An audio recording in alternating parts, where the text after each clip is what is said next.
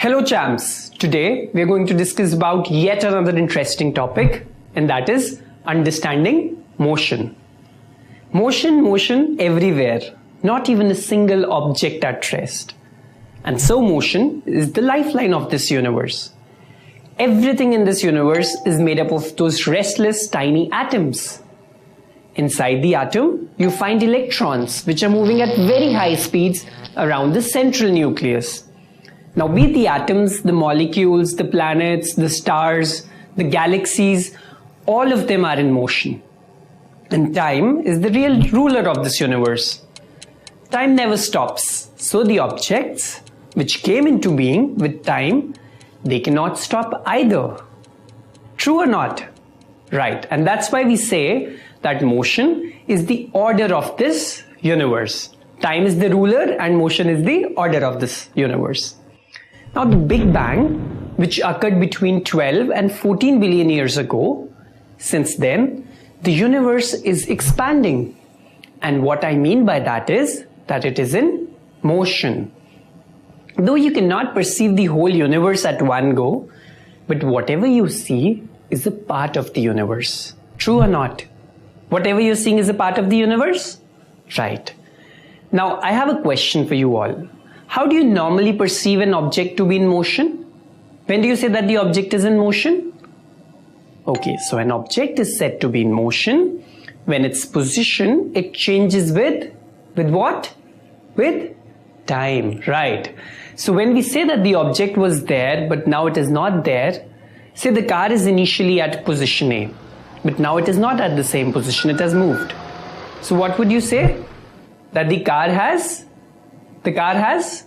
moved from there, and in this case the car moved from position A to position B, and so the position of the car changed with time, and thus we call the car to be in motion. Now, what do you call an object if its position does not change with time? Come on, I want an answer from you now. What do you call an object whose position does not change with time? Yes, you would say that the object is at rest, as it remains at the same point even with the change in time. And so the position of the car, it remains static with change in time. Now, it appears that defining motion is quite an easy task. What do you think? Is it an easy task, defining motion? Actually, it is not so easy. And you will be surprised to know that a body which appears to be at rest for one person, the same body, it may appear to be moving to another person, and vice versa. Very strange, right? But very true as well. Now let's take an example. When you walk into a mall, you stand on an escalator to go from the ground floor to the first floor. So you would say that you are at rest because it's the escalator which is moving while you are still standing there. But what will the other person say who's standing on the ground? He will say, "Oh, see, that man is moving." So with respect to his view, you are in what? You are in motion. Now I'm going to take some more interesting examples to make this concept of motion even more clear. So you're in a moving train and you look outside. So what do you see when you look outside the train? The moving train? Yes, you will see that there are trees or there are fields and poles which appear to be moving to you. So now the question is, are they actually moving? Just think about it for a moment. So when you're inside the train, you see the objects outside the train to be moving. And what do we see when we are outside the train? Well, in this case, you would say that we see the train to be moving. Now the train is moving, right? Okay, let's take another example. So here's a car which is moving on the road. Now you can see that the tire of the car, the tire of the moving car, it is rotating about its axle. And there is also a mark on the tire. Now this mark, it remains as it is on the tire. But the question now becomes, how does it appear to the observer who's standing on the road? And to an observer who's standing on the road, it appears to move in a cycloidal motion. So for a person who's standing on the road, this mark on the tire and the tire, it would appear to move in the cycloidal motion. Now let's take another example. So when a body it is dropped from a moving aeroplane, then how does its path differ with respect to the pilot and with respect to the person on the ground? The path of the same body which is thrown from the aircraft. So the path of the body with respect to the pilot is a straight line, while the path of the body with respect to a person who's there on the ground is a parabola. Now again the question arises, why does this occur? The same body appearing as straight line to one person and it appearing as a parabola to another person? Now that's because the path of the body with respect to the pilot is a straight line, because with respect to the pilot, the body just has one component of velocity, which is acting in vertically downward direction. But with respect to the person who's there on the ground, the body it appears to move in a parabola. And that's because with respect to that person on the ground, the body now has two components of velocity, the horizontal component and the vertical component. So it has two components, and that's why the resultant is a parabolic motion. So what we know and what we perceive, they can be quite conflicting at times. Now let's take another example and see how this conflict takes place. So you're sitting on the earth, but then you cannot see the earth moving around the sun. Rather, we say that the sun is moving. And as goes the common saying that the sun rises in the east and sets in the west. But now the question is, when the earth is moving, then why don't we directly perceive the motion of the earth?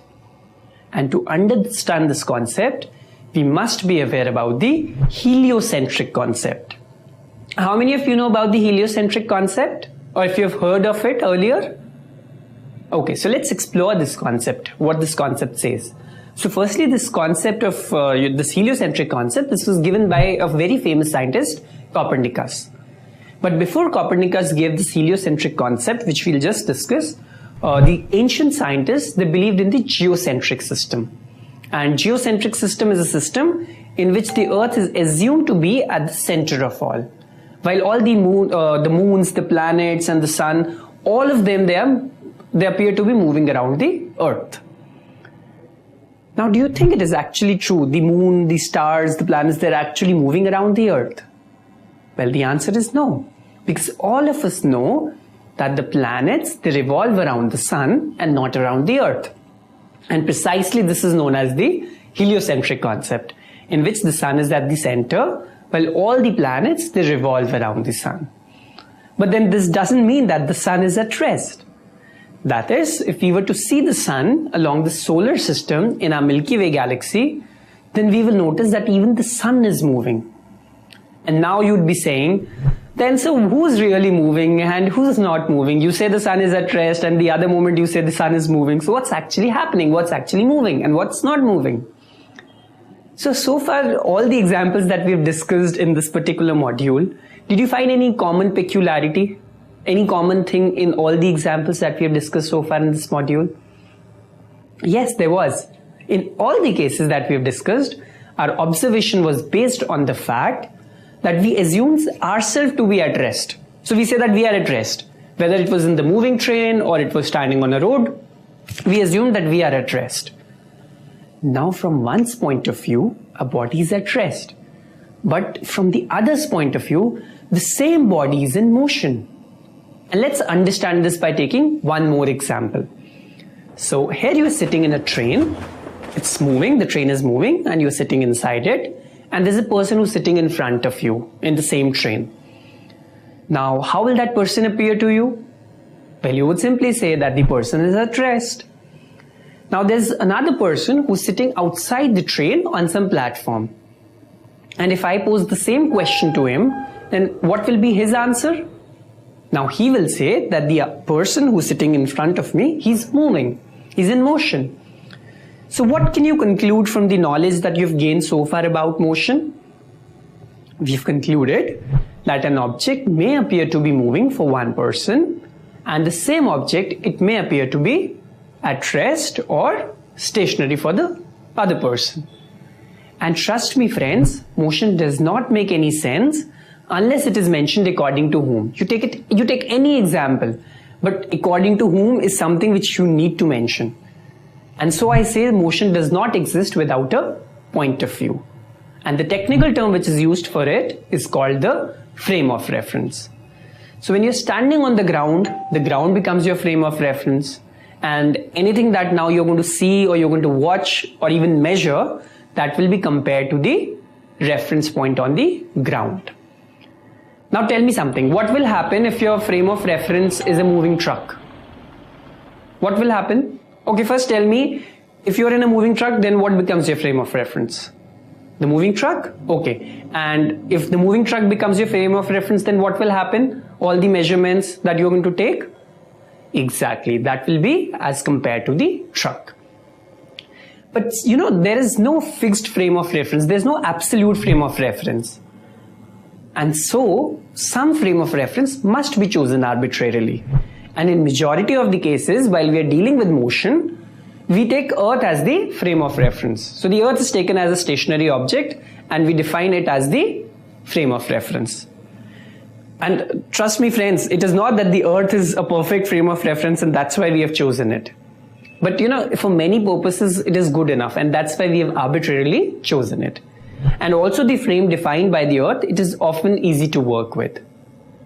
And actually all the motions are relative, since an arbitrary set of axes or planes is required to define the motion. Now the Earth is accepted as a fixed reference plane, and all the motions relative to it are termed as absolute motions. So whenever we say that a body is in motion or it is at rest, then definitely it is with respect to what? Which frame of reference? The frame of reference that we have chosen, that is Earth. So the motion or the state of rest is with respect to Earth. So with this, we come to the end of this particular module. I am sure you would have loved this module and you would have, gained more insight into the basic concepts of motion. So stay tuned for the upcoming modules. Until that time, keep learning and keep revising whatever you are learning. Okay? Okay. Have a great day ahead. Keep enjoying. Thank you.